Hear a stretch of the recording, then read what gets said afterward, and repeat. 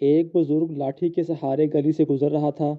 اس نے دیکھا کہ ایک بچہ گھر کی باہر بیل دبانے کی کوشش کر رہا ہے۔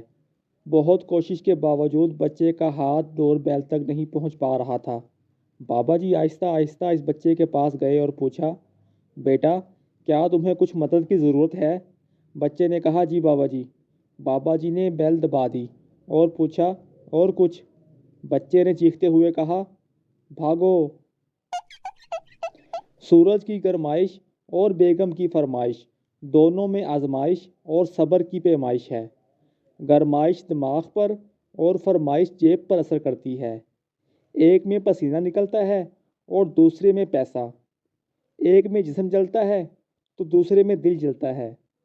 سورج کی گرمائش لگ جائے تو ٹھنڈے جوس پینے پڑتے ہیں، لیکن بیگم کی فرمائش آ جائے تو خون کے گھونٹ پینے پڑتے ہیں۔ شادی شدہ لوگ صبر کریں اور باقی لوگ شکر کریں۔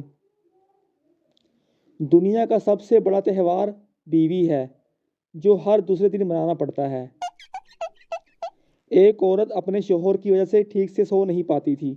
وہ اپنے شوہر کو ڈاکٹر کے پاس لے کر گئی اور بولی، ڈاکٹر صاحب، میرے میاں کو سوتے میں بولنے کی عادت ہے، جس کی وجہ سے میں بہت پریشان ہوں اور ان کے پاس سو نہیں سکتی۔